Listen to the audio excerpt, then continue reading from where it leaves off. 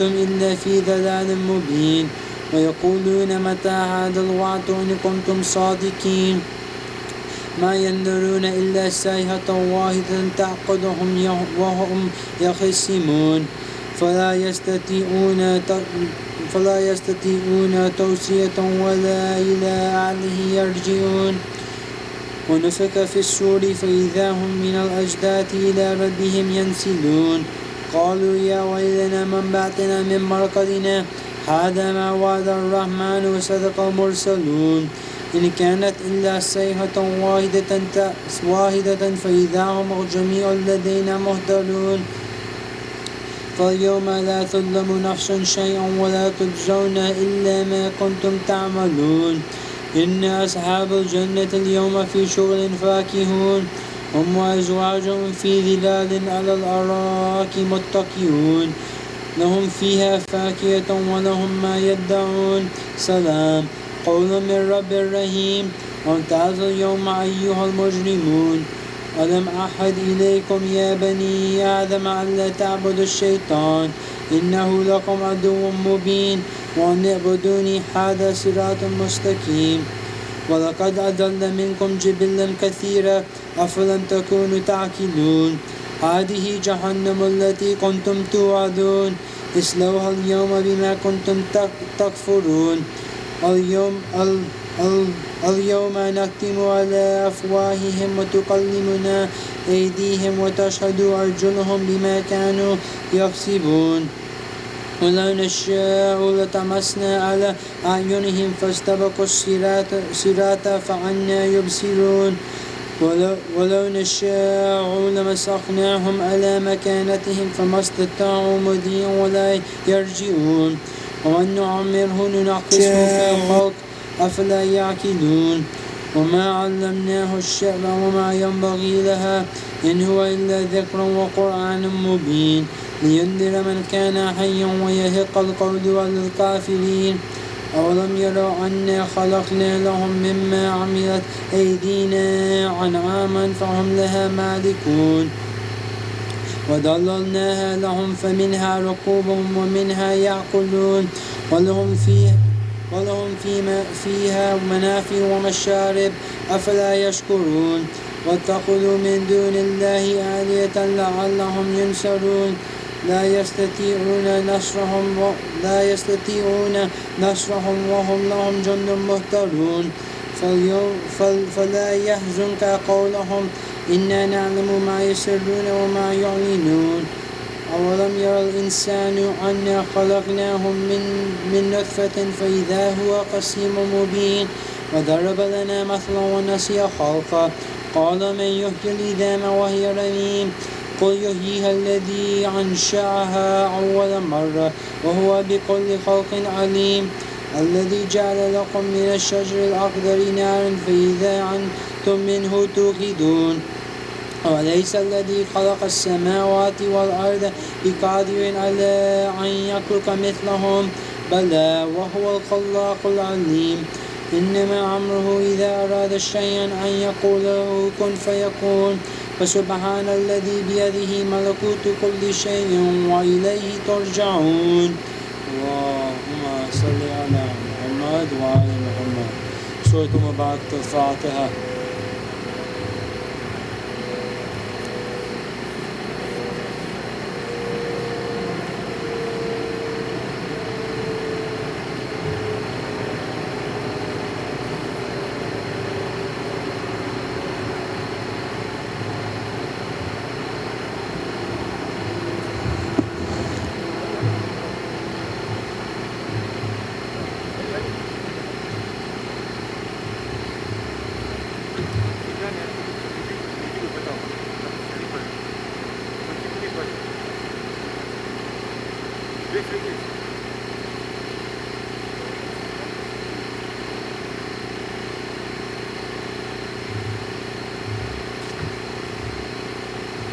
Surah Yasin was recited and Surah Fatiha is requested for marhumeens of Jafar Khalfan, Deuji, Banji and Balu families, marhumeens of Kaku, Kaki, Alidina and Sachadina family, marhum Mahmud Khalfan, marhum Mustafa Jr. Jafar, marhum Abdul Razak Jafar, Also for marhum means Raj Muhammad Wali Bhai, marhum Raj Muhammad Wali Bhai, marhuma Fatima Bhai Raj Muhammad, marhum Adam Ali Sonasra, marhum Kishwar Sonasra, marhum Abbas Raza Sonasra, marhum Ali Hani Daryani, all marhumin. Marhuma Nurul Nisa Manek, marhumins of Kazmi family, marhumins of Rizwi and Zaydif family, and كل أرواح المؤمنين والمؤمنات. سورة المباركة الفاتحة.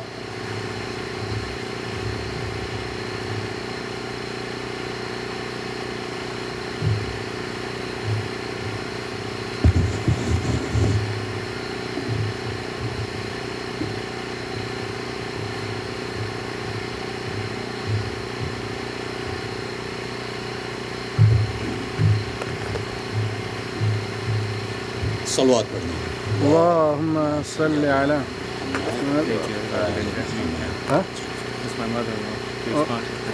شہید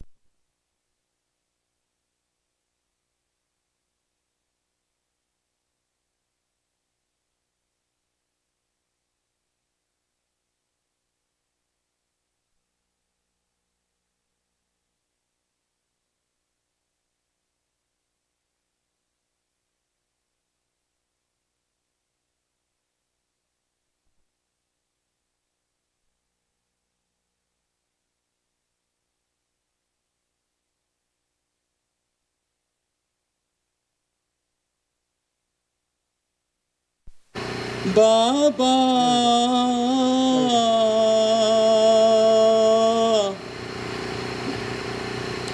غریب و بے وطن بابا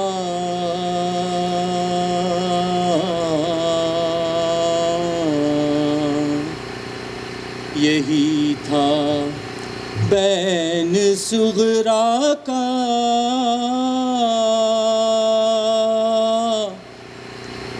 غریب و بے وطن بابا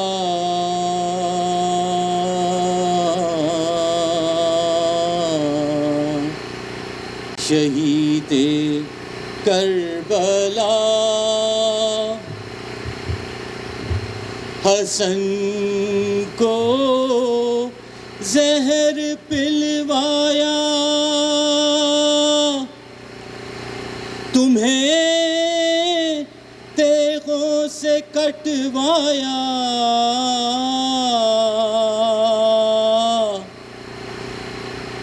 حسن کو زہر پلوایا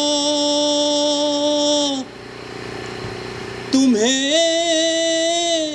تیغوں سے کٹوایا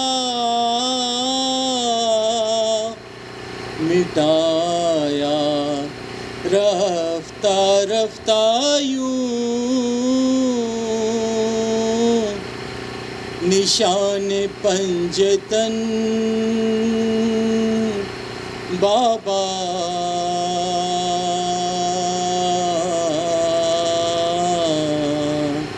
مٹایا رفتہ رفتہ یوں نشان پنجتن بابا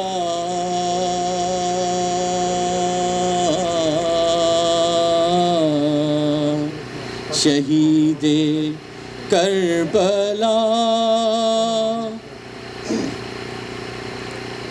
اگر ہم راہ میں ہوتے تمہاری لاش پر روتے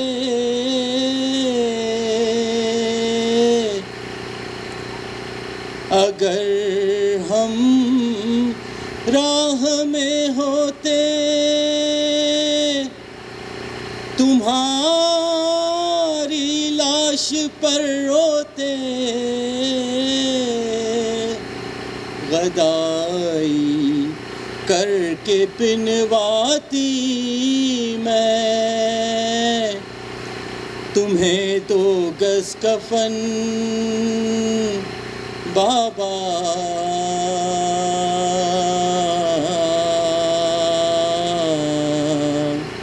غدائی کر کے پنواتی میں تمہیں 2 گز کفن بابا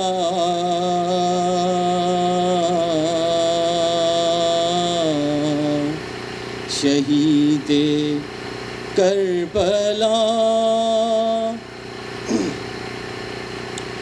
انہی کو بے ودا کر دیا تم نے اے مسلمانوں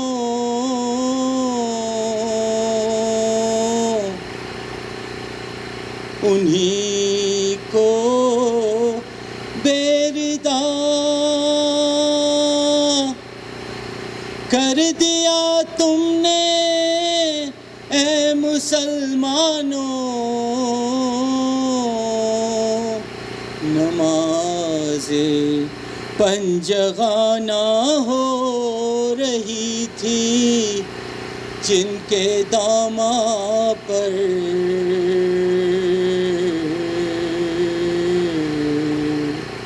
نماز پنجگانہ ہو رہی تھی جن کے داماں پر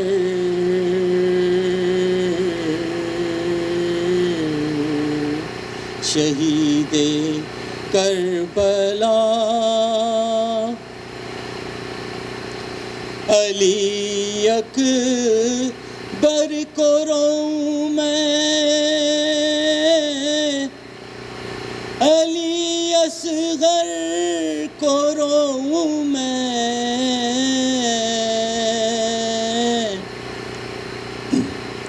علی اکبر کو روؤں میں علی اصغر کو روؤں میں ملایا خاک میں قسمت نے سارا چمن بابا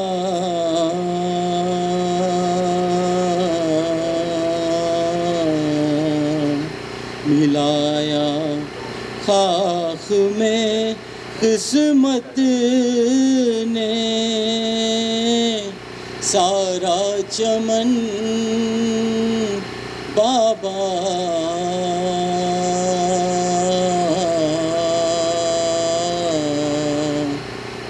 شہید کربلا بابا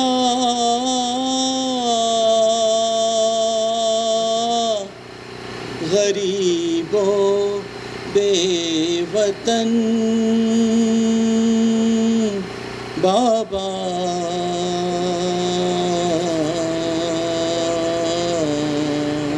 صلوات پڑھیں.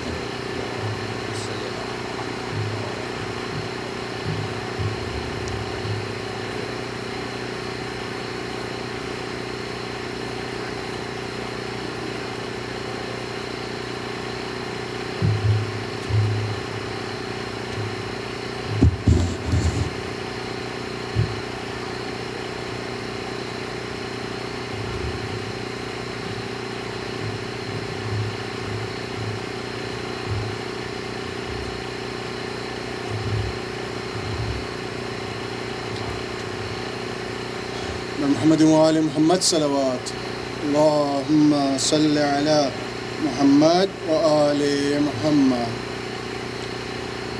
زینب نے جو یہ پوچھا اس دشت میں کیا ہوگا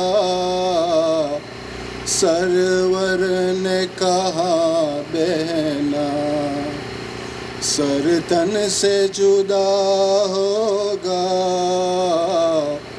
زینب نے جو یہ پوچھا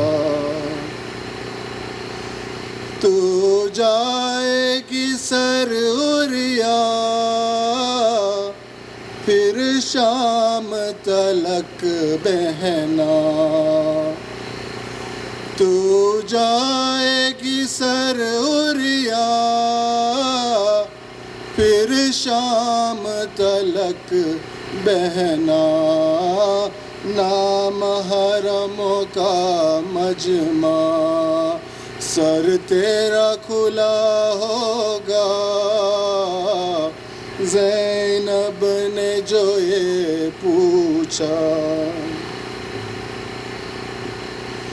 اونٹوں پہ حرم ہوگے کوٹھوں پہ تماشائی اونٹوں پہ حرم ہوگے کوٹھوں پہ تماشائی بیمار میرا بیٹا محبوب سے بلا ہوگا زینب نے جو یہ پوچھا ایک ظلم کی رسی میں بندھ جاؤ گے تم سارے ایک ظلم کی رسی میں بندھ جاؤ گے تم سارے اور تیغ یہ گردن میں عابد کا گلا ہوگا زینب نے جو یہ پوچھا مر جائیں گی گٹ گٹ کے ایک روز سکینہ بھی مر جائے گی گٹ گٹ کے ایک روز سکینہ بھی سر باپ کا بیٹی کو پیغام قضا ہوگا زینب نے جو یہ پوچھا اس دشت میں کیا ہوگا سرور نے کہا بہنا سر تن سے جدا ہوگا زینب نے جو یہ پوچھا محمد وآل محمد صلوات اللہم صلی علی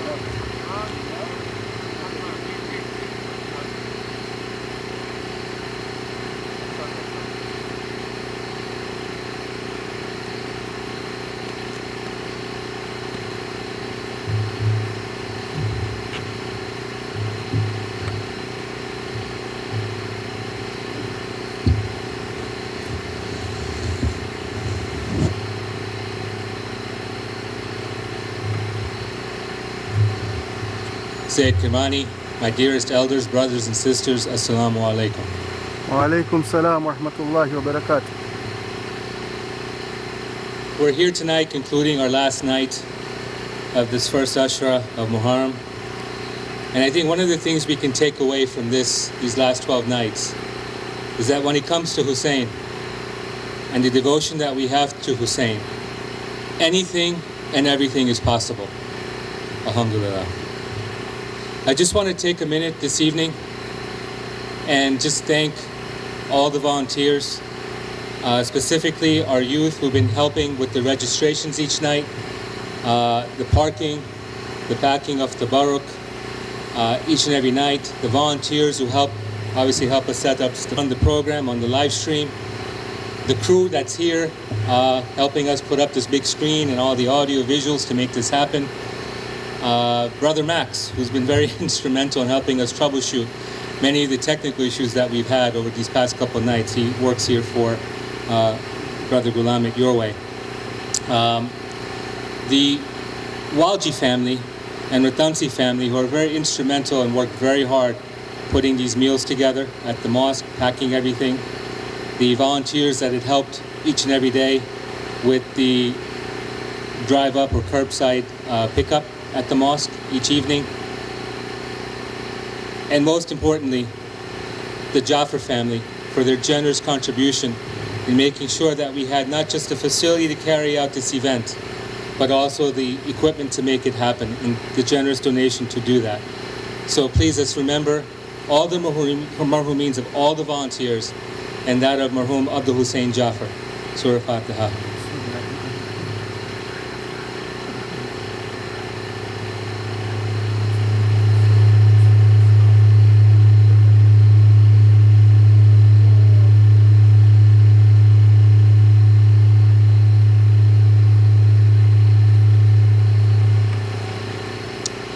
Also want to thank Sayyid Shabir Kirmani. I know we made arrangements at the last minute to change speakers. I appreciate you understanding. I know right now with all the travel and some of the concerns with COVID, making the sacrifice to come here and serve our community. Thank you, Sayyid Shabir. Tonight, again, is our last night here. One thing that we want to take away, as I mentioned, that when it comes to the devotion of Hussein, nothing comes in our way. Later this evening, the volunteers are going to go around. Last time, unfortunately, we were not able to do this. We passed around candles. This evening, we're going to come around lighting candles, and what we want to teach, especially our youth, and parents, please help them with this, we don't want anybody to get burned, is the light of Hussein will shine on. Long beyond our time and we're gone, it'll continue to shine. Let this candle, this light, be a symbol of that, and let's spread that light. I really want to change our focus as a community. Day in and day out is to spread that light of the Ahlul Bayt. Right? Zindabad. Zindabad. Right. So tonight, when they come, they're not going to light everyone's candle. What I want everyone to do is spread the light. So they'll come, light a few people, share that light with people that are next to you. We're also going to be doing something a little different this year. Each year, we do a Hussein Service Day. Unfortunately, this year, just with all the coordination and efforts that were put into making this driving event successful, we were not able to do that. We will have an event similar to that later on as well. Part of the Mainstay Foundation, each year they have a program called the Arba'in Exhibit. We're going to be doing something a little different. The Arba'in Exhibit, which I'll share with you this week, we're going to have a call, a Zoom conference call this week to discuss what is needed to make this program a success. Typically, it's carried out in Dearborn and some other places where they have basically kind of give everyone the experience of Arba'in. What we're planning to do is take this to the Lehigh Valley, to our neighbors, our fellow brothers and sisters in other faiths. We're going to share that experience. We're going to share who is Hussein, and also explain or introduce them to Arba'in. Not many know what go on in terms of what is considered one of the largest peaceful events in the world. So we're going to do that. Again, stay tuned. I'll be announcing that this week.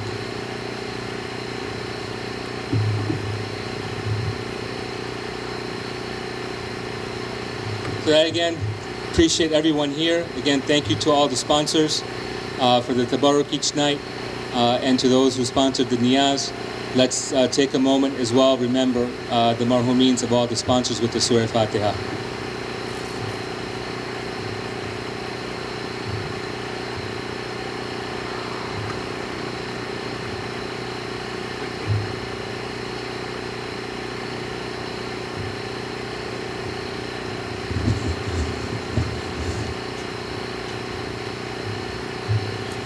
So recite 5 times I am Ajibu, for the safety of everybody, for the safety of holy places and all those in need of du'as.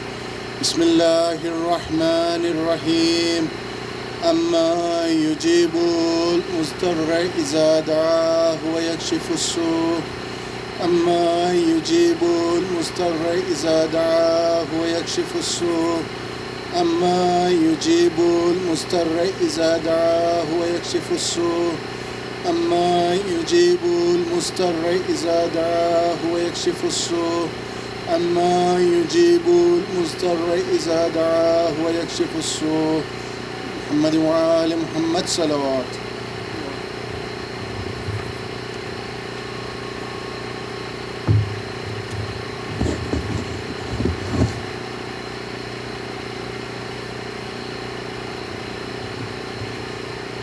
بر حبيب خدا ختم الأنبياء محمد وآل محمد صلوات اللهم صل على محمد وآل محمد.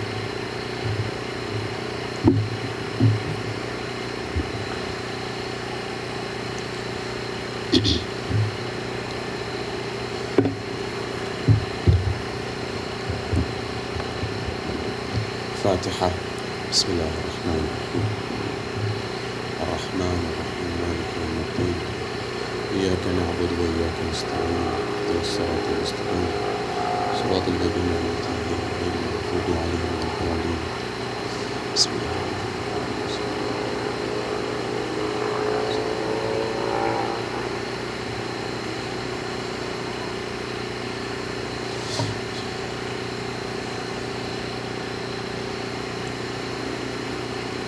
أعوذ بالله من الشيطان اللعين الرجيم. بسم الله الرحمن الرحيم. فوض أمري إلى الله إن الله بصير بالعباد ولا حول ولا قوة إلا بالله العلي العظيم. حسبنا الله ونعم الوكيل ونعم المولى ونعم النصير.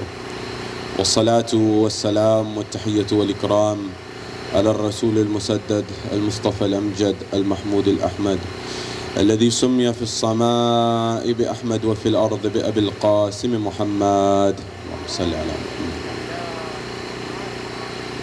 وعلى أهل بيت الطيبين الطاهرين المعصومين المظلومين المنتجبين الذين أذهب الله عنهم الرجس وطهرهم تطهيرا. اللهم صل على محمد. وقل رب اشرح لي صدري ويسر لي أمري واحلل عقدة من لساني يفقه قولي. أما بعد، قال الله تبارك وتعالى في كتاب الكريم: بسم الله الرحمن الرحيم. هو الذي بعث في الأميين رسولا منهم يتلو عليهم آياته ويزكيهم ويعلمهم الكتاب والحكمة وإن كانوا من قبل لفي ضلال مبين. صدق الله العلي العظيم. زينوا مجالسكم بالصلوات على محمد وآل محمد. اللهم صل على محمد. My respected elders, brothers and sisters in Iman in Allentown, across the United States, across Europe and across the world, Assalamu alaikum jami'an wa rahmatullahi wa barakatuh. Question: what's the meaning of life? We've been discussing some of the most deep conversations and having some of the most deep conversations in the past 10 nights. And we've come to a culmination tonight on this night, the 11th. And I'm very thankful and grateful for each and every one of you. This has been a philosophical discussion, a deep discussion, but I tell you with my hand on my heart, based on the research and the readings that I've conducted, this is the conversation that is needed for the future of our community.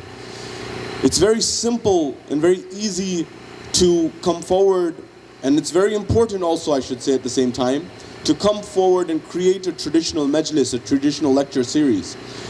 The challenge in that is, however, in this time and space, in this zaman and makan, we have to see where the tide is going, and we have to see where our future generations are going. And all of the crux of all of that, the root of that, the heart of that, the core of that, lies in man's search for meaning. Each individual on this planet is searching for that. And until that question is not answered, we don't get to those results. It's been an amazing few nights. The miracle of Aba Abdullah, of Sayyid al-Shuhada, is what you have seen here with your eyes, that you have witnessed yourself.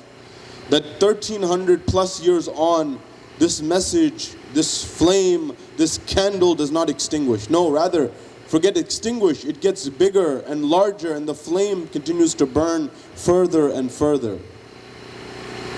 And it will continue to do so. You and I are blessed that we are able to be part of this. A small part, but a part nonetheless, of the message of Imam al-Hussein permeating throughout the world. So I'm grateful. I'm grateful for each and every one of you. I'm grateful for all of those people who have been volunteering and putting their time and efforts, all of those people who have been putting the hard work, all these people who have set up this equipment through thick and thin, through weather hardships and all of these things. Adopt one demeanor and you will be happy in every state. This is the most valuable trait that a human being can possess on this planet. And that is gratitude, shukr, tashakkur. To be thankful even in the difficulties. When we are told about the Ahlul Bayt alayhimus salam, when we are told by the prophets of Islam, when we are told about all of those guides that were sent for us, there were certain levels. There was one level that is of the sabirin, the one who are patient in the face of adversity. And there's a higher level that in the face of adversity, they are not just sabirin, they are shakirin. They are thankful in the face. This is the status of Sayyida Zainab. This is the status of the mothers of Karbala. This is the status of Hussein. No, Hussein's more elevated. But you and I, what do we do in difficulty? What do we do in adversity? Are we thankful? Or are we not? My dear brothers and sisters, in the brief moments that we have together, I want to cover some very important topics of our life and just get you thinking. Because I tell you, on the 11th of Muharram, the Azaa, the mission of Sayyid al-Shuhada does not end. It begins. You know, when you go for graduation, when you finish the 4 years of high school, or when you finish the 4 years of university after that, or you finish and go further to graduate school, when you complete that era, when you complete that time, you come to a ceremony. That ceremony, which many people have been struggling in this day and age, they've been doing it virtually or otherwise, it's called something. It's not called a completion ceremony, it's called a commencement ceremony. What does that mean? That is that one chapter of life is ending and another is beginning. Analogously, when we come to the nights of Sayyid al-Shuhada, our life does not end here with respect to our relationship to Sayyid al-Shuhada. No. The implementation begins now. The implementation of his message begins now. Therefore, I want to explore this verse that I recited at the beginning. The entire encapsulation of the Islamic worldview, the Islamic mission can be summed up in the verse that I recited. هُوَ الَّذِي بَعْثَ فِي الْأُمِّيِّينَ رَسُولًا مِّنْهُمْ يَتْلُو عَلَيْهِمْ آيَاتِهِ وَيُزَكِّيهِمْ وَيُعَلِّمُهُمُ الْكِتَابَ وَالْحِكْمَةَ وَإِنْ كَانُوا مِنْ قَبْلُ لَفِي ضَلَالٍ مُبِينٍ. Where did Muhammad come? Where did Rasul al-Azam come? He came to a place in Arabia, in the middle of nowhere, where people were busy in infanticide, killing their young daughters, where people were busy in killing each other's tribes, where people were bloodthirsty and fighting one another generation after generation, not even knowing why they were fighting one another. Sometimes their grandparents fought, sometimes their great-grandparents fought, sometimes the ones even before that, generations before fought. And the generations in posterity, the one who are there in posterity, generation down the line, they're fighting, they don't know why. He came to that environment. And the Quran says, هُوَ الَّذِي بَعْثَ فِي الْأُمِّيِّينَ رَسُولًا مِّنْهُمْ. That we sent, Allahu Akbar, we sent amongst the Arabs, we sent a ummi, that is someone from their own nation, a messenger, a Rasul, amongst them. You know, there's an old saying that you're never a prophet in your own land. If you read the Bible, if you read the Torah, you find all these magnanimous, amazing personalities, from Adam to Noah to all the likes of Ibrahim or Abraham to Moses to Jesus, peace be upon him, all of them. They weren't prophets in their own land. That is, they went to another land. But what was this culmination of God's message? Continuing from the line of Abraham, continuing from the line of Moses, continuing from the line of Jesus, and culminating with Muhammad sallallahu alaihi wasallam, with the Holy Prophet. That God made Muhammad a prophet in his own land amongst his own people. You know, it's very difficult to be a prophet in your own land. Why? Because the people say, I knew this person yesterday. I knew this person the day before. He wasn't like this. What is God saying when he sends Rasul al-Azam? When he sends the messenger, he's saying clearly and categorically, this messenger spent 40 days, not 40 days, 40 years amongst you before he announced his prophethood. God's giving an open challenge, an open test. If you can find any flaw in his life from 0 to 40, bring it forward. And history has an open challenge. They couldn't find anything. And he was a prophet in his own land. هو الذي بعث في الأميين رسولا منهم يتلو عليهم آياته. He recited the verses unto them. ويزكيهم. And he did taharat of the nafs of them. He cleansed and purified their souls. These Arabs, these pagans who were killing one another, who were bloodthirsty, he brought peace to them, equity to them, love to them, compassion to them. He said, love one another, care for one another. I have come to perfect your moral character, he says. إِنَّمَا بُعِثْتُ لِأُتَمِّمَ مَكَارِمُ الْأَخْلَاقِ. This is why he came. His message is universal. It's as true for the Muslim as it is for the Christian, as it is for the Jew, as it is for any other person on this planet. The Abrahamic faith is the same line, but beyond that, it's a universal message of love and compassion. The Prophet came for that. هو الذي بعث في الأميين رسولا منهم يتلو عليهم آياته ويزكيهم ويعلمهم الكتاب والحكمة. And Allah told him to give the knowledge of the kitab, that is the book, the Quran, and wisdom, hikmah. These are all principles for our life. What is the meaning of life? Why are we here? You know, the 20th century comes forward. The brief moments that I have, I want to share just a few points that you resonate with them. From philosophers, from theologians and thinkers of this world. And just a few points to take home so you and I can benefit. The philosophers of the 20th century came forward and said there is no meaning to life. Life is meaningless, purposeless. From the likes of Nietzsche in the 19th century to Jean-Paul Sartre in the 20th century and everyone in between. These philosophers said life has no meaning. And therefore, one of the reasons that philosophers came forward and said that people are getting sadder, more depressed in the modern world is they're looking for meaning and they're not able to find it. Why are depression rates sky high? Why are anxiety rates sky high? Why are uncertainty rates sky high? Why is unhappiness? I thought all this material world is going to make me happier. Therefore, I want us to understand that there is a silver lining in every difficulty. COVID and the environment of a global pandemic has been extremely difficult. And we would not wish that on anybody. But in that difficulty, there's a silver lining. What is that silver lining? What is that blessing in disguise, if you will? Adopt this habit of finding the silver lining in everything you do. If you are able to find the silver lining in life, and no matter how difficult your life is, you will always, if not be happy, at least you will have tranquility in your heart. The blessing of COVID is it has helped us reimagine and re-understand our priorities in life.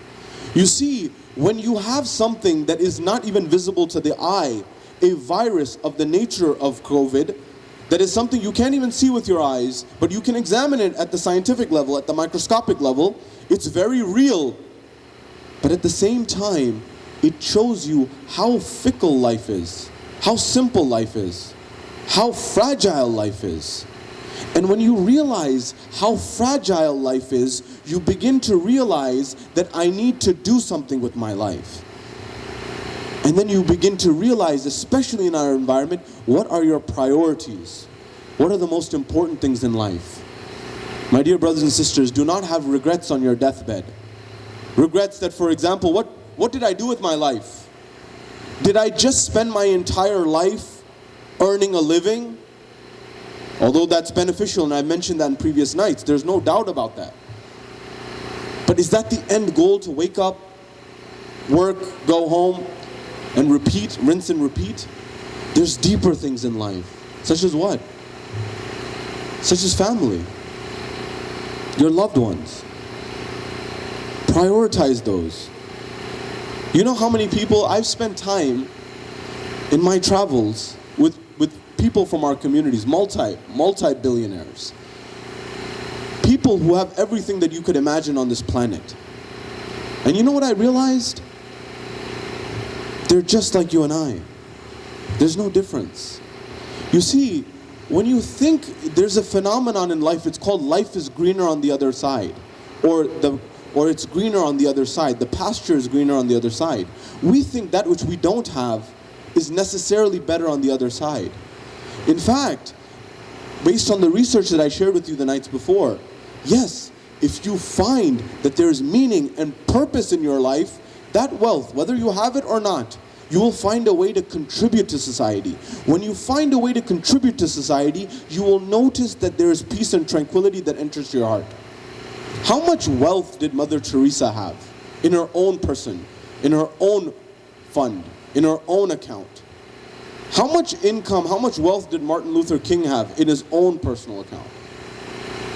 How much did the great personalities who impacted society, how much did Jesus, peace be upon him, have in his account? How much did Moses have in his account? How much did Abraham have in his account? How much did Muhammad have in his account? When you analyze these questions, you begin to realize that we may be living in what psychologists and philosophers call a hedonic treadmill, which we call the rat race. I'm not saying it's wrong. I'm saying it's important, and I've mentioned that in the previous nights. But what I'm saying is, if you're looking for meaning in the achieving and in the obtaining of material possessions, you'll never get tranquility.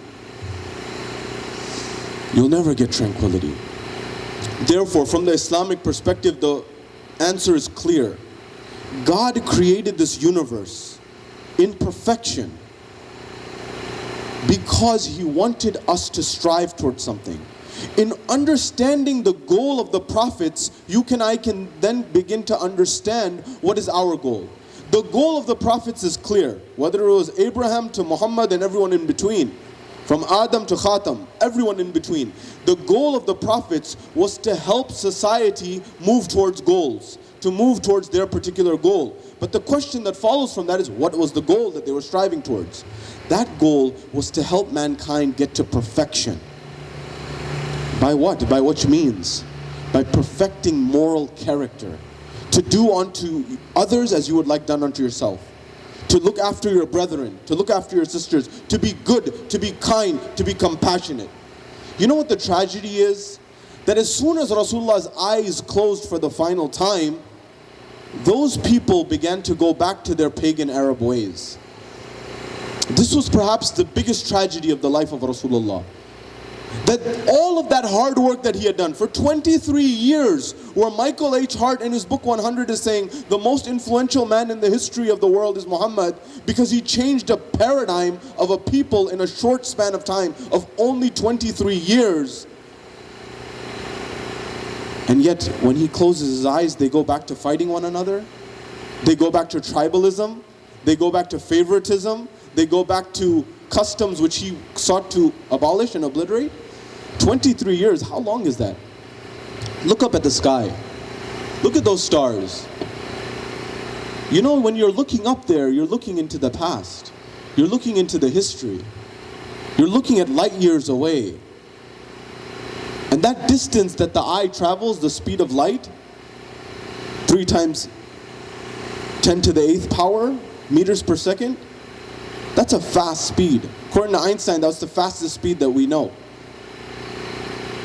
And still it's taking years. That's the speed that light travels in 1 year. That's the distance. And we're talking about many, many of those. And if you go further than that, we've found that our galaxy is yet one of galaxies, yet one galaxy in many galaxies. We are so small in the frame of everything. Those have been there for billions of years. Where are you and I? The point I'm getting at is, we have a very small amount of time on this planet. The question is, what do we do at that time? We have a very thin slice of time. What are you and I doing with it? You see, when you think at this level, it will also raise the caliber of what you do. The prophets were sent to help mankind get to perfection. A perfection that mankind could not achieve on their own. That is, each individual could not achieve on their own, and each society could not achieve on their own, unless and until a messenger was sent in order to guide to the divine wisdom, to the divine hikmah. So now combine what the Prophet said, هو الذي بعث في الأميين رسولا منهم يتلو عليهم آياته ويزكيهم ويعلمهم الكتاب والحكمة وإن كانوا من قبل لفي ضلال مبين. Most surely those Arabs, the pagans before Islam, they were in a clear darkness. ضلال مبين. They were in a clear darkness. So what were the words to get people out of this darkness? What was the tools that Islam used? يَأْمُرُونَ بِالْمَعْرُوفِ وَتَنْحَوْنَ عَنِ الْمُنْكَرِ, that invite people to the good and forbid them, prohibit them from the evil. Proceed in goodness, amar, nahi, prohibit from bad. Our society begins to die when we're not able to advise one another. But there's an etiquette to advice. There's a morality to advice. There's an etiquette to, and there's an ethic to advice. Remember this. Every human being on this planet, there's one element. If you understand this, you'll never have any problem with interacting with other human beings. Every human being wants one thing fundamentally, and that's respect. From the top of society to the bottom rung of society. Treat people with respect. When you treat people with respect, you'll notice the paradigm shifts. Whether that's the child in your home, or whether that's the father or the mother in the home, or whether that's the community leader, or whether that's the person who's cleaning up after the mosque. Every person desires respect. So make sure when you communicate with someone, don't do anything to diminish or denigrate their respect that they're searching for. Once you have that in mind, the second element is to make sure you have their best interest in mind. You're not saying it because you want to prove yourself right and you want to belittle the other person. No, you're doing to better the other person. Then you come to Amr bil Ma'ruf wa Nahy anil Munkar. They asked the Prophet in that time. You see, some of the big questions of our life, in fact the biggest ones, are not new questions. They've been there since time immemorial. They came to the Prophet and they said, "Oh Messenger of Allah, O Messenger of God, you tell us to look after one another." In modern terms, or in the West, we'd say to be your brother's keeper, to look after one another. This is exactly what the Holy Prophet said. He said, "But why?" He said, "What is it bothering me if someone else is doing something wrong? What impact is it having on me? That if someone does whatever they want to do, and they may even hold the highest office in town, in their private life they can do whatever they want. What is it doing to me? What is it bothering me?"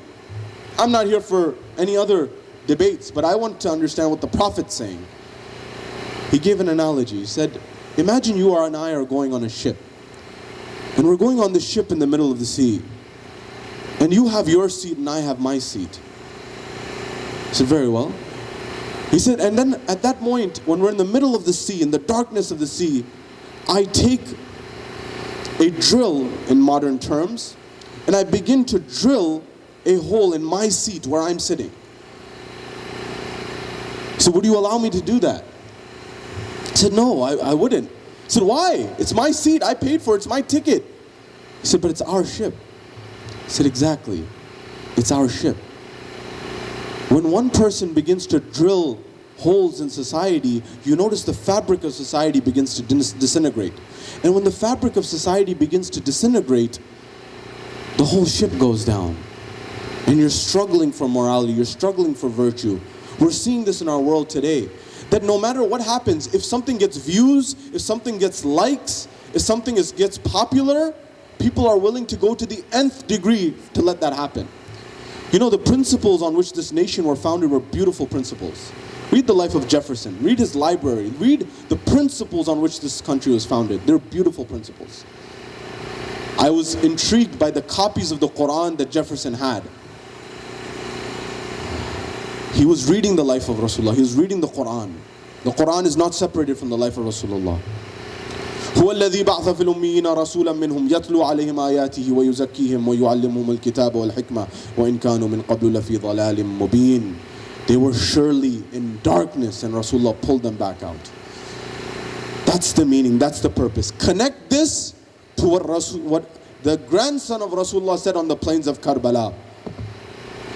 He said, if you are not people of God, if you do not believe in the hereafter, if you do not believe in anything, he says to the enemy, فَكُونُوا أَحْرَارًا فِي دُنْيَاكُمْ. At least be free in this world. Free of what? Free from what? What was he saying? Free from your desires. Our desires shackle us. Our desires make us prisoners, whether we realize it or not. Hedonism is exactly that. To live a life where you become a slave of your material wants. Your pleasures, your passions, you become a slave of them. There's no problem in having them within moderation, within the framework that Islam has suggested. However, hedonism, pleasure for pleasure's sake, is something you need to be careful of. We're told there's a moment in time where our seventh Imam is passing by the street of Baghdad. Baghdad, at that time, which was Babylon of the ancient times, at that time was like Tokyo of today. It was like New York City of today. It was like London of today. It was like Paris of today. It was the biggest city where everything was happening. Remember, 800 AD to 1100 AD, the center of science, the center of knowledge, the center of everything that's coming out of the world is Baghdad or Babylon. Mesopotamia. At that time, we're talking after Rasulullah, in the seventh Imam's time, he's walking by the city and he hears music playing. Not simple music, the music of the parties. They had that at the time as well. He's passing by, and when he's passing by, he sees a lady. The lady is taking out the garbage, she's taking out the trash. She's someone who works, she's a servant in the house. When she's a servant in the house, the Imam asks, is the owner of this house a free man or a slave? She said, you don't know him? You don't know who the owner of this house is? He has the biggest house in town. He's the richest person in town. He has the best gatherings in his house, the best functions. He said, it's clear. She said, it's clear. He's a free man. At that point in time, the Imam responds, I thought so. Seems like it. And he went off. The lady goes back into the house. When she goes back in the house, Bishr says, where were you? What took you so long? The owner of the house, what took you so long? She said, I was taking out the trash. I'm sorry, I got in conversation. So what was the conversation? To the man passing by, he said to me, is the owner of this house a free man or a slave? At that point in time, he said, what did you say? What did you respond? She said, of course, I told him he's a free man. So what did he respond to you when you said that? He said, it seems so. It seems like that. Because if he was a servant of someone, he wouldn't act in that way. Bishr ran into the street without his shoes. They called him Bishr al-Hafi. He ran after him knowing that was the Imam, and he knew the signal that the Imam had given. That had he been a servant, a servant of God, he wouldn't have been acting in a way that he had become a servant of his desires. You see, we have a choice. Do we want to be servants of God or do we want to be servants of our desires? That's the question. And when we become servants of our desires, we become enshackled. We become enslaved. That's what Imam Hussein was talking about. Be free, even if you don't believe in God. Even if you are not people who believe in the hereafter or the day of judgment. At least be free in this world. Free meaning what? They were willing, the enemy on the other side was willing to kill the grandson of the Holy Prophet, who they knew all the traditions about. Al-Hasan wal-Husayn Sayyidi Shabab Ahl al-Jannah. Al-Hasan wal-Husayn Imaman Qama aw Qada. Husaynu minni wa ana min al-Husayn. Ahabba Allah man ahabba Husayna. Tradition after tradition from the Holy Prophet saying, understand and recognize who Husayn is. Why were they willing to kill such an immense personality? Just for some property, just for some wealth, just for some prestige, just for a few days. Umar ibn Sa'ad wanted Rai, modern day Tehran. He didn't get it. He killed the grandson of Rasulullah, hoping that he would get the territory of Rai. He did the ultimate injustice, got eternal damnation in hopes of getting temporary salvation and some property, didn't get it. What price did he pay? You see, the principle in Islam is do good, be good, help each other, Love each other. You see, we're living in an uncertain time, and I'm giving this message as I conclude. You know, we've seen so many people be lost in this era and this time. We've lost loved ones. You and I know so many people have been lost to COVID. We've lost celebrities in our day and age. We've lost sports athletes. We've lost actors. We've lost people thick and thin, up and down the social ladders. You and I, we've all lost someone. What's the meaning? What's the purpose of life? Why are we here? We're told Sulaiman alayhi salam, Solomon, he is given by the archangel Gabriel. Jibrail descends to Solomon. When he descends on Sulaiman, at that point in time, he says, I've brought you the elixir of life. You know the thing? That you want to live forever? We want to live forever. That human nature, it's not new. It's been around for centuries. It's been around forever. We're told that at that point in time, he brings this Ab Hayat, as we'd call it. He brings it in front of Sulaiman. He says, Sulaiman, I've brought this for you. Would you like to drink it? Sulaiman, being the wise, the one who has wisdom from the line of Dawood and the likes, he said, allow me to consult my kingdom. Remember, Sulaiman is ruling over man, insan, jinn, and the animals. He's ruling over everyone. He invites his consultants, his advisors. They all come. When he invites them, he says, what shall I do? Shall I drink from the elixir of life? Shall I live forever? At that point in time, the jinn, the insan, the others, they begin to say, yes, Sulaiman, drink from it, so you can live forever. At that point in time, he says, let me ask some from the animal kingdom. Let me ask them.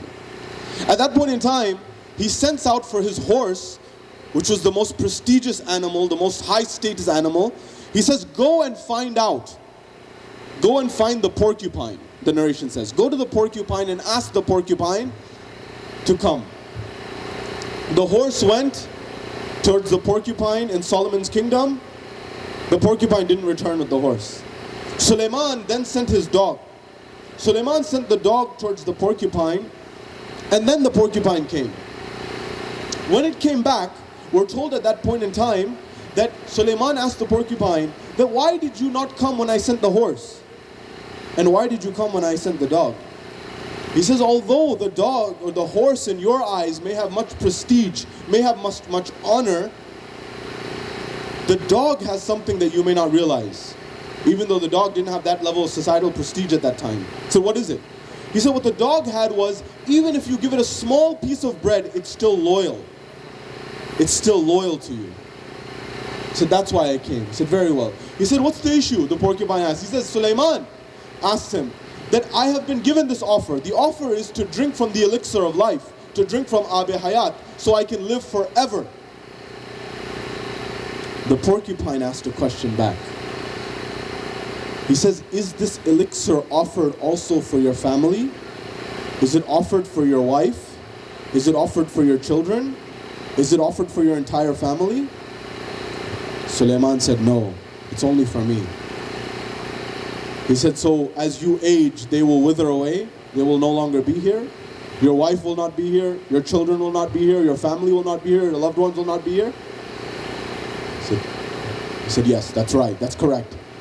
The porcupine says, then very well. From my advice, don't take it.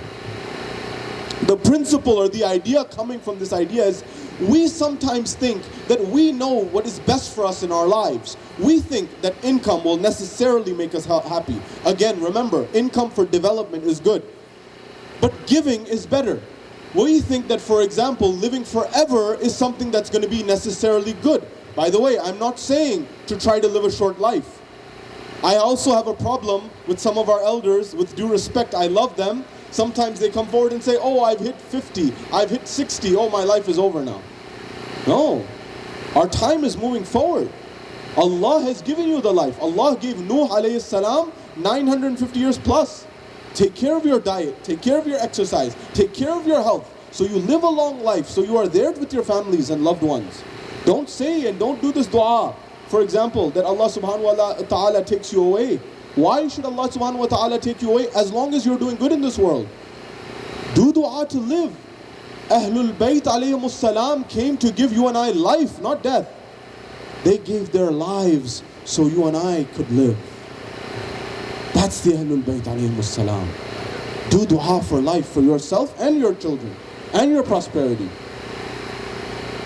I need to make this clear because sometimes someone thinks that they live a short life. Who knows how long you'll live? Understand this point, my dear brothers and sisters, and I'm concluding. Do not do what most human beings on this planet do. And that is, we postpone our life until our deathbed. How old was Abu al-Fadl al-Abbas on the Battle of Karbala? How old were his brothers? How old was Ali al-Akbar? How old was Qasim? How old were Aun and Muhammad? How old were these people? 30s, Abu al-Fadl al-Abbas, his brothers, 30s, late 20s. Ali Akbar, 20s, 18, whatever the narration you accept. Aun and Muhammad, Qasim, 13. I'm not saying give your life. We may not be asked to be giving our lives, but they could have said, oh, I want to live a longer life. Longevity has its place. But if you do not start to live now, you will have the same regret on your deathbed that I wish I had begun to live. Begin to live. Now. Now. Not tomorrow, right now. And what that means is that thing that's on the back burner, bring it to the front. Do it now. You know, we live our lives in a way, in a state where we're constantly thinking, eventually I'll get to that. Eventually never comes. The graveyard is a place to learn from, the Ahlul Bayt tell us. Go to the graveyard to learn. Because in that graveyard, there are aspirations and wishes that people had that are buried with them. That they wished to get to. Don't say I'll get to it. If you wanted to write a book now. Start now. If you wanted to give in charity, give now. If you wanted to volunteer, give now. Do that now. Because who knows how long you have? Who knows how long I have? Who knows how long anyone has? It's not the longevity of your life. How many people have lived ages and decades, yet no one remembers them? How long did Hussein live? 57 years on this planet. How long did Abbas live? 34 years on this planet, 33 years on this planet. How long did Abbas, how long did Akbar live on this planet? Yet their names are known forever, for eternity. Recognize that, number one. Number 2 point that I want you to take home tonight is that, listen, you need to make a commitment, and I need to make a commitment to get our deen, to get our faith, to get our understanding through our own hard work. I'm going to give you a very important lesson. The Quran gives us a beautiful example, which I'll share after I tell you this historical fact. Will and Ariel Durant, 2 professors, 2 academics, husband and wife, they wrote a book entitled The History of Man, The Lessons of History of Man, The Lessons of History. They looked all through the history of humanity and they derived the lessons that are timeless. They asked Dr. Will Durant, they said, can you please tell us what's the lesson that you have learned between history and religion? Remember, there's a silver lining in everything. You know, you may say, why this test? Why this trial? Why COVID? Why a global pandemic? Why this difficulty? Why do we have to go through it? Listen to what Dr. Durkheim says, Dr. Durant says, and you may understand. He says, what's the history of humanity and religion? What's the relationship? Christianity, Judaism, Buddhism, every religion on the planet. If you sum up the relationship between religion and man in one line, what summary would you give me? He says, it's very simple. He says, all of the history of mankind says the following, that with respect to religion and the pages of history, it's very clear that when times get good, religiosity goes down. And when times get bad, religion goes up. The Quran encapsulates this so beautifully. It says that when they are in the depths of the sea and they are about to drown, what comes to their assistance? Imam as-Sadiq alayhi salam answered an atheist in this regard. He was a shipman. He was a man who went to the sea. He says that I don't believe in God. He said, very well, you go to the seas? He said, yes, I go to the seas. When you go to the sea, is there ever a moment that you're in the middle of the sea and the water becomes so ferocious, the winds begin to strike, and when the winds begin to strike, that your ship is about to sink, you have this thought in the bottom of your heart that if there's something out there, can it help me now? He said, yes. And you're delivered because you're sitting right in front of me? He said, yes. He said, that's God. That's God. That's what the Quran says. But the Quran says exactly what Will Durant said in its own words. What did it say? That they ask when they are sinking in the seas, in the middle of the seas, with no one there to help them, to deliver them. They ask us to deliver them. God is saying, they ask us to deliver them, and we deliver them to the shore after they have prayed to us. And as soon as they step foot on the shore, they become negligent. They forget us. You know, sometimes difficult times are needed to recalibrate us. When you go through this difficulty, you begin to realize, what are my priorities in life? Am I living true to myself? One of the biggest regrets that people have on their deathbed is, number one, they don't spend enough time. They didn't spend enough time with their families. I can't tell you how many people I've met who have everything from a worldly standpoint, but they say to me, you know, I missed my children's youth. I missed their teenage years. I missed their childhood. I missed the most important times in their life.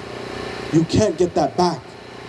Another one, they say one of the biggest regrets that people have on their deathbed, based on hospice patients, they said was, I wish I lived a life that was true to myself.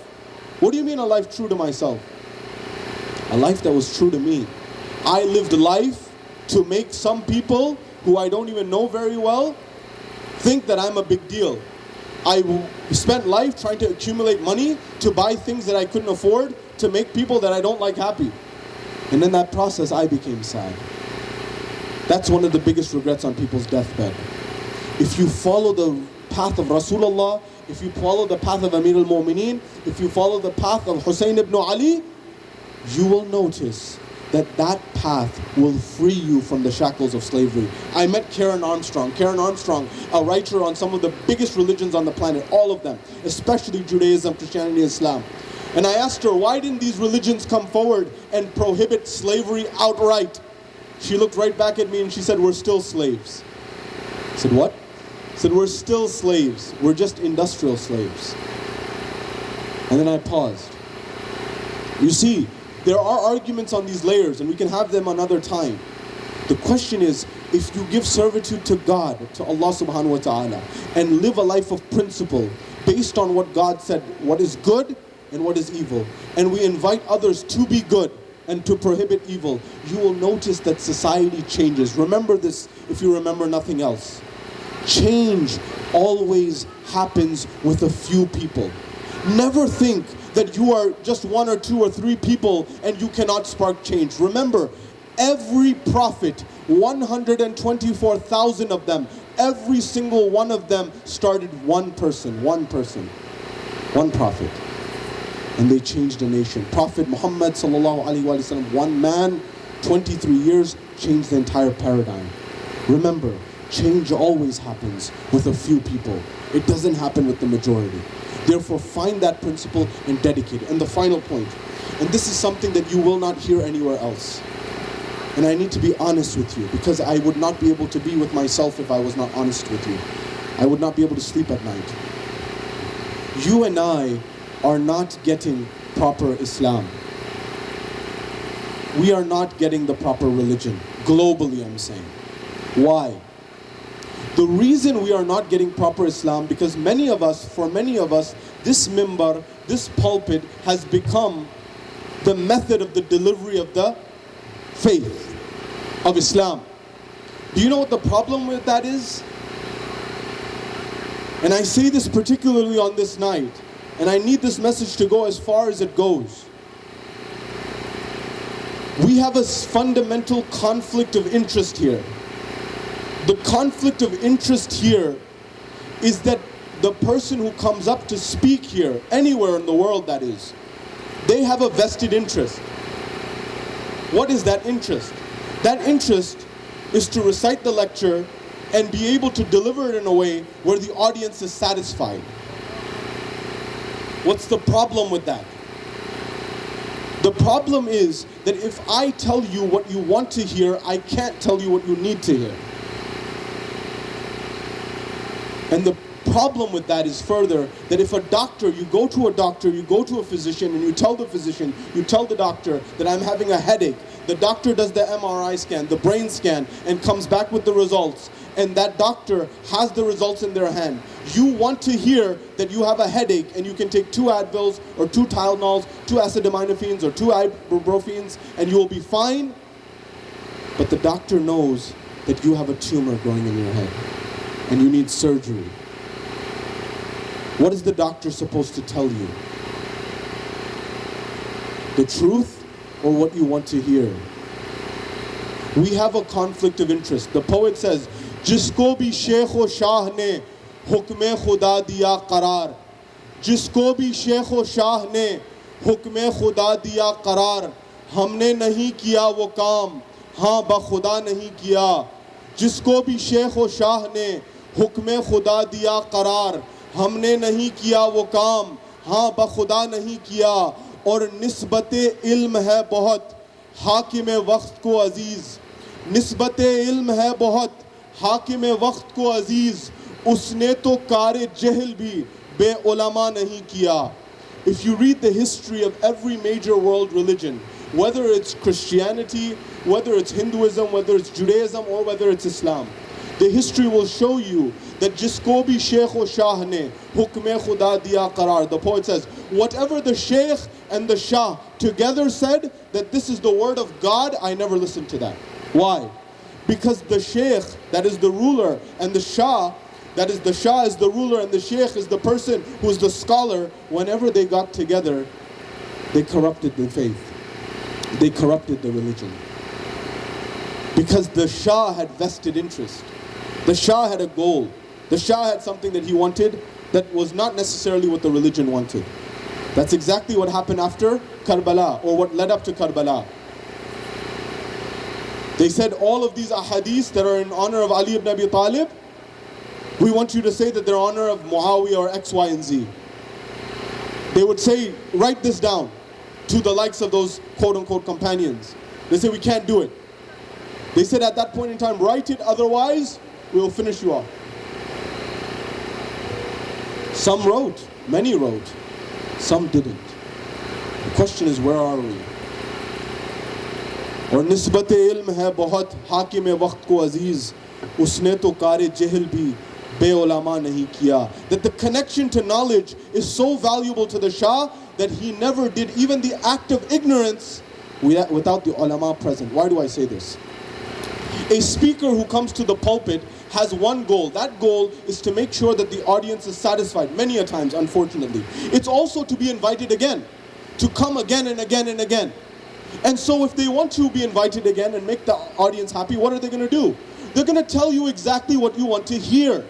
And in that process, you don't get what you need to hear.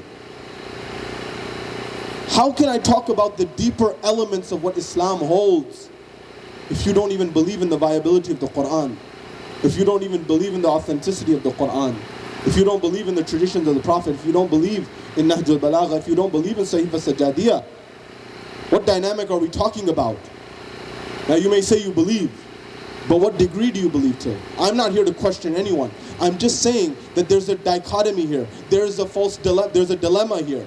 There is a problem here. That is a conflict of interest. That is, in that process, what are you and I losing? In that process, what you and I are losing of this dilemma, of this conflict of interest, is we're not getting our faith. So what I need you to do is, every family here, every individual here, make it a point, every day, don't take too long, just one verse of the Quran, one tradition of the Prophet, and one saying of the Ahlul Bayt. Every day. 5 minutes. Share it in your family group chat, or whatever vehicle you have to communicate with your family. Share that, reflect on it, talk about it, think about it. Because this cannot be the only forum through which you get your deen. Because if it is that, you and I are not going to get the right deen. Why? Because this has become a podium globally that is focused on engagement. That is, whoever can keep the crowd as engaged for as long as possible wins in this race. And in that process, you hear about topics which may not be the most important to your life. You don't hear what you need. You're only going to get what you need when you go and delve into the books itself, when you go and do the research itself. Sayyid al-Shuhada gave his life not for something small. He gave everything. So the least we can do is this for him. He gave everything. Ask the heart of Zainab. Ask the heart of Rabab. They say on the 11th of Muharram, they gathered up the women and children. When they gathered up the women and children, they began to put them all together so that they could go back and take them back to Sham, to take them back to Kufa. When they did this, we are told that Sayyida Zainab, she goes to a body. We are told that the mothers, they begin to go to a body. Layla goes to the body of Ali al-Akbar. She says, Ali, you are the light of my eye. What has happened to you? What have the enemy done to you? They have riddled you with swords. What happened to you, O Ali? You are the one who resembled the Holy Prophet in the way you walk, the way you talk, and in every aspect. We are told that Ramla or Farwa went to the body of Qasim. She began to weep for Qasim. We are told that mother after mother went to the bodies of their loved ones. But how did they go? They say that there were two individuals, two ladies who did not go to the bodies of their loved ones. Who were these two ladies? These two ladies were those. There was Rabab, the mother of Ali Asghar. She didn't go. She went straight to the body of Abu Abdullah al-Hussein. Ajrukum ala Allah. Ajrukum ala Allah. Tonight is the final night. Give your condolences to Fatima al-Zahra. Give your condolences to Rasulullah. Give your condolences to Ali al-Murtada. Give your condolences to Imam Sahib al-Asri wal-Zaman. We are told that there was another lady. She didn't go to the sons, Awn and Muhammad. She went straight to the grave of Hussein and she fell onto the body of Hussein. The grave had not even been built. They say that there were so many wounds on the body of Sayyid al-Shuhada. Anis, the poet, captures this moment that he says at the final moments of Sayyid al-Shuhada. He addresses Sayyida Zainab. What does he say? He says, 1900 hai zakhm tane chak chak par, Zainab nikal Hussein tarapta hai khak par. There's 1900 wounds on the body of Hussein. Zainab, come out of the tent. Hussein is shaking on the sands of Karbala. Allahu Akbar. Allahu Akbar. This Zainab who was with Sayyid al-Shuhada at every moment, with Rasulullah, with Ali al-Murtada, with Fatima al-Zahra, with Hassan al-Mujtaba, she is separating from the body of her brother. Ajrukum ala Allah. But tonight, I want you to remember that one mother and never forget this one mother. Rabab, the mother of Ali al-Asghar. She was that woman, she was that great immense lady that in Karbala she lost her 6-month-old and she lost her husband. Do you know what they say? She went to the body of Sayyid al-Shuhada and she says, my husband Sayyid al-Shuhada, my Imam Hussein, my beloved Hussein, if I was able to, my hands are tied, but if they were not tied, I would make a shade over your body from the sun. And she said one more thing. She said that if I had the ability, but I don't have the ability, I would do what? If I had a scarf on my head or I had some covering, I would put it over your body, Sayyid al-Shuhada. Ajrukum ala Allah. Ajrukum ala Allah. This was a musibah of the highest musibah. Do you know what went through the heart of Sakina? They say that Sakina became so thirsty when they were leaving from Karbala. She became so thirsty. She went to the extent that she was asking Imam Sajjad. She said, my brother, water. She went to Zainab, said, Pupi Amma, water, pani. And she was not able to get it. Do you know who she went to? She went to Al-La'in, Shimar bin Dil Jawshan. Do you know? Imagine going to the one who severed the head of your father to ask for water. Ajrukum ala Allah. She said, Shimar, could you at least give me some water? The thirst. Do you know what this La'in did? The riwayat, the Maqtal says that he had water in his canteen, but this was the animosity. He began to open it. Sakina thought she was getting water. He took all of the water and he drained it on the sands of Karbala in front of Sakina. The Maqtal says that Sakina saw that the water was seeping through the sand. Do you know what she did? She put her face on the burning sand of Karbala to perhaps get a drop or two of water. Ajrukum ala Allah. Ajrukum ala Allah. Ajrukum ala Allah. This was the daughter of Bibi Rabab. She had Sakina, she had Ali Asghar, and she had Hussein. Hussein had given his life in Karbala. Ali Asghar gave his life in Karbala. And in Sham, we are told the 4-year-old daughter of Imam al-Hussein, Sakina bint al-Hussein, gave her life. Ajrukum ala Allah. Final few moments. Who knows who has next year? Give your condolences to Ali Muhammad. We are told that at that point in time, when they were leaving the dungeons of Sham, when they were leaving the prisons of Sham, we are told at that point in time that all the ladies were leaving. Everyone had left. And when everyone had left, Zainab was making sure everyone left. When she was looking, she saw that one person is not there. She went back. Who did she see? It was Rabab. She kept going to the grave and she kept coming back. Why?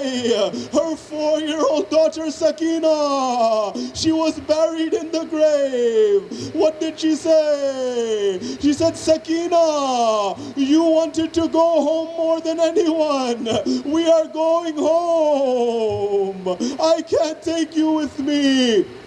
Ajrukum ala Allah, ajrukum ala Allah. We're told that Bibi Rabab, she came back.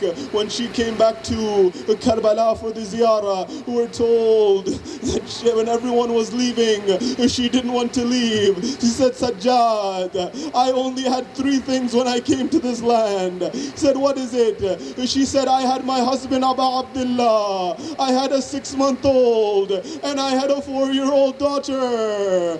My husband and my son are here. My daughter is in Sham. Ajrukum ala Allah. Imam said, what will you do here, my mother? What will you do staying here? He said at that point, she says, that I will tell the people which graves are which. I will clean the graves. I will look after the graves. I will take care of the graves. The Imam said, mother, come home. She came home, but she said that I will never, as long as I live, I will never go where there is shade. I will never go in shade. And I make another promise that I will never drink water that is cold as long as I live. They say that in the morning when Bibi Rabab would wake up, she would warm the water and put it out in the sunlight before drinking it, because she promised that she would never drink warm water.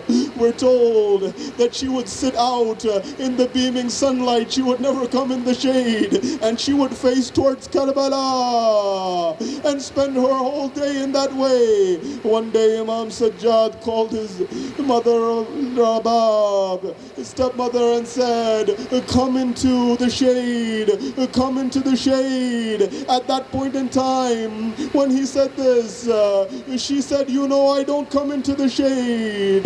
He said, please. She got up, she proceeded. At that point, we are told that once she came into the shade, Hussein. The grief overtook her. The sadness overtook her. It was a mother's heart. I don't know if she remembered Sakina, and I don't know if she remembered Asghar, and I don't know if she remembered Hussein. But Rabab, she gave her life at that moment. میرا دل کہتا ہے کہ آخری لمحوں میں be be نے کربلا کا رخ کیا. اے والی و وارث, اصغر کا بھی خیال رکھنا. اے زینب, سکینہ کا خیال.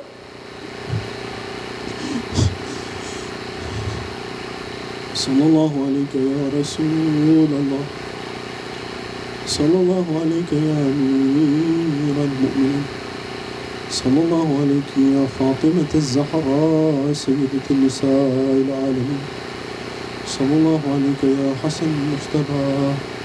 السلام علی الحسین وعلى علي بن الحسين وعلى أولاد الحسين وعلى أصحاب الحسين.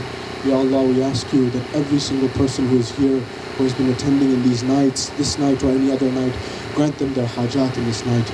By Bab al-Hawaij Abul Fadl al-Abbas, by Bab al-Hawaij Ali al-Asghar, grant them all their hajat. Ya Allah, remove this pandemic from us. Ya Allah, all those people who have been volunteering throughout the nights, from the top to the bottom, from everyone in between, from the leadership to the ones on the ground and everyone in between, from the donors, from the people who have been dedicating their time and effort, all those people who have contributed, Ya Allah, grant them their hajat.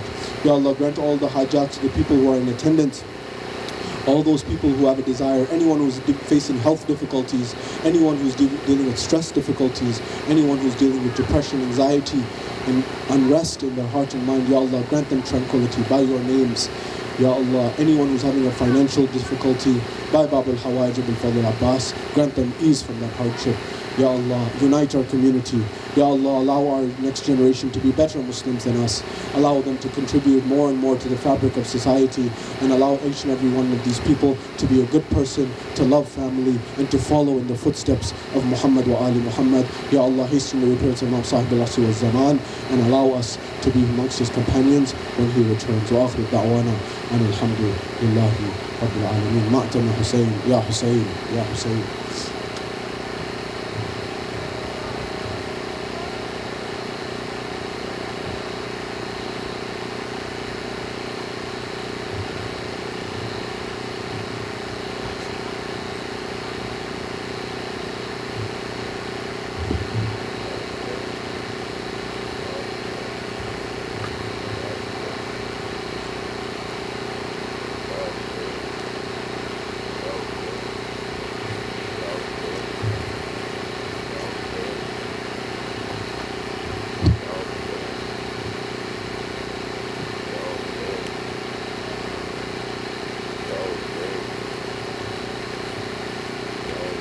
اے میرے بھائی حسین, اے میرے بھائی حسین, بھیا غریب زینب تیرا کفن نہ لائی, بھیا غریب زینب تیرا کفن نہ لائی, بھیا غریب زینب تیرا کفن نہ لائی. لاش حسین پر ہے زینب کی یہ دعائی, بھیا غریب زینب تیرا کفن نہ لائی, بھیا غریب زینب تیرا کفن نہ لائی. مثل بطول حق سے محروم ہوں میں اب تک, شبیل تیرے غم میں مغموم ہوں میں اب تک, تڑپا رہی ہے مجھ کو عباس کی جدائی, بھیا غریب زینب تیرا کفن نہ لائی، اے میرے بھائی حسین، اے میرے بھائی حسین، افسوس کے سکینہ نازوں سے جو پلی ہے، جو تم کو یاد کر کے زندان میں چل بسی ہے، اس کو ملی نہ بھیا زندان سے رہائی، بھیا غریب زینب تیرا کفن نہ لائی، اے میرے بھائی حسین، اے میرے بھائی حسین، ہم پر ستم ہے بھیا گاتے رہے ستمگر، سیدانیوں کے سر میں آتی تھی خاک اڑ کر، بازار کا وہ منظر زینب نہ بھول پائی، بھیا غریب زینب تیرا کفن نہ لائی، اے میرے بھائی حسین، اے میرے بھائی حسین، بالوں سے منہ چھپا کر بازار میں گئی تھی، نرگے میں اشکیا کے بے پردہ میں کھڑی تھی، گزری ہے کیا بہن پر کیسے بتاؤں بھائی، بھیا غریب زینب تیرا کفن نہ لائی، اے میرے بھائی حسین، اے میرے بھائی حسین، سجاد کے یہ دل پر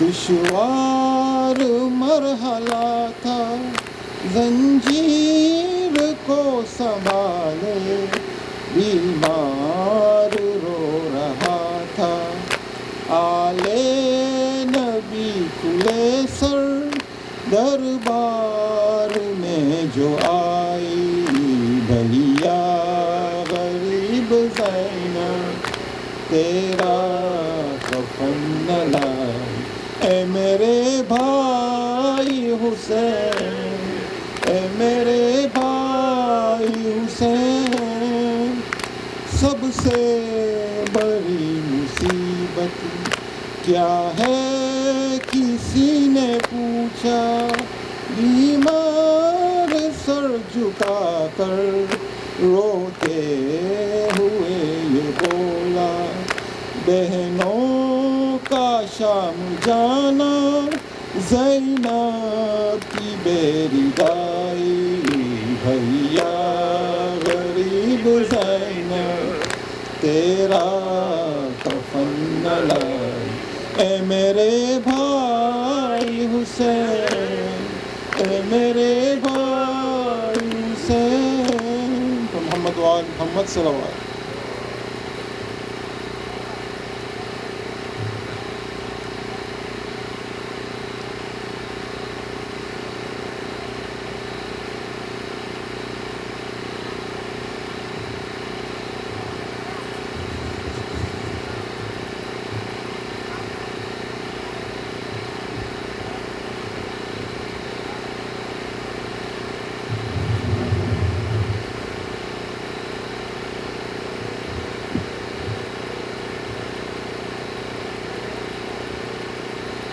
السلام عليك يا رسول الله، السلام عليك يا نبي الله، السلام عليك يا أمير المؤمنين، السلام عليك يا فاطمة الزهراء سيدتي نساء العالمين، السلام عليك يا حسن المجتبى، السلام عليك يا وارث آدم صفوة الله، السلام عليك يا وارث نوح النبي الله، السلام عليك يا وارث إبراهيم خليل الله. السلام عليك يا وارث موسى كليم الله. السلام عليك يا وارث عيسى روح الله. السلام عليك يا وارث محمد حبيب الله. السلام عليك يا وارث أمير المؤمنين ولي الله. السلام عليك يا ابن محمد المصطفى. السلام عليك يا ابن علي المرتضى. السلام عليك يا ابن فاطمة الزهراء. السلام عليك يا ابن خديجة الكبرى. السلام عليك يا ثار الله وابن ثاره والوتر الموتور. أشهد أنك قد أقمت الصلاة وآتيت الزكاة وأمرت بالمعروف ونهيت عن المنكر وأطعت الله ورسوله حتى أتاك اليقين. ولعن الله أمة قتلتك، ولعن الله أمة ظلمتك، ولعن الله أمة سمعت بذلك فرضيت به. يا مولاي يا أبا عبد الله، أشهد أنك كنت نورا في الأصلاب الشامخة والأرحام المطهرة، لم تنجسك الجاهلية بأنجاسها ولم تلبسك من مطلهمات ثيابها. وأشهد أنك من دعائم الدين وأركان المؤمنين. وأشهد أنك الإمام البر التقي الرضي الزكي الهادي المهدي. وأشهد أن الأئمة من ولدك كلمة التقوى وأعلام الهدى والعروة الوثقى والحجة على أهل الدنيا. وأشهد الله وملائكته وأنبياءه ورسله أني بكم مؤمن وبي بكم موقن بشرائع ديني وخواتيم عملي، وقلبي لقلبكم سلم وأمري لأمركم متبع. صلوات الله عليكم وعلى أرواحكم وعلى أجسادكم وعلى أجسامكم وعلى شاهدكم وعلى غائبكم وعلى ظاهركم وعلى باطنكم. السلام عليك يا ابن رسول الله. السلام عليك يا ابن نبي الله. السلام عليك يا ابن أمير المؤمنين. السلام عليك يا ابن الحسين الشهيد. السلام عليك أيها الشهيد وابن الشهيد.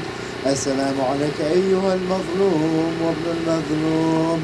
لعن الله أمة قتلتك، ولعن الله أمة ظلمتك، ولعن الله أمة سمعت بذلك فرضيت به.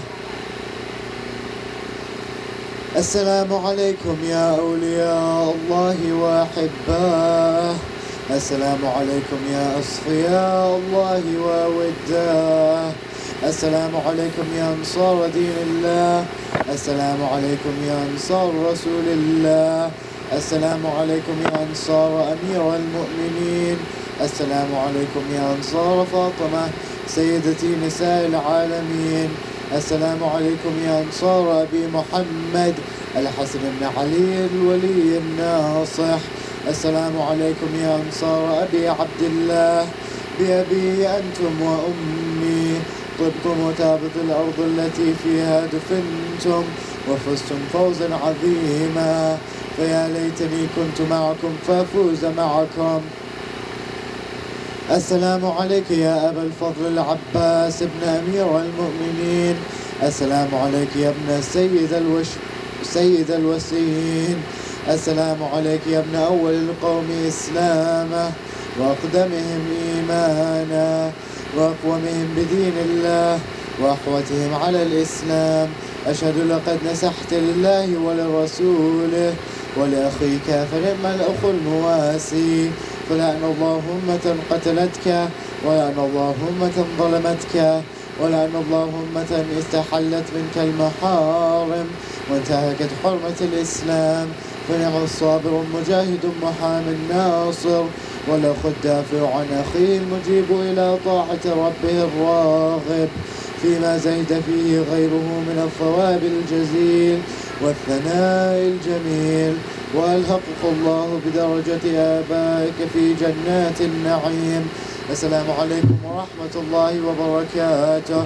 السلام عليك يا 9 المأسومين من ذرية الحسين، علي بن الحسين ومحمد بن علي وجعفر بن محمد وموسى بن جعفر وعلي بن موسى ومحمد بن علي وعلي بن محمد والحسن بن علي.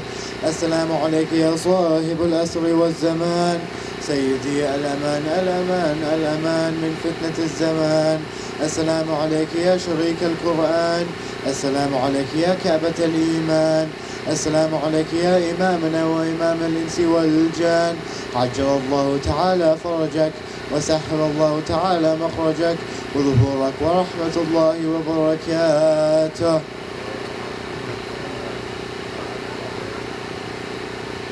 النبي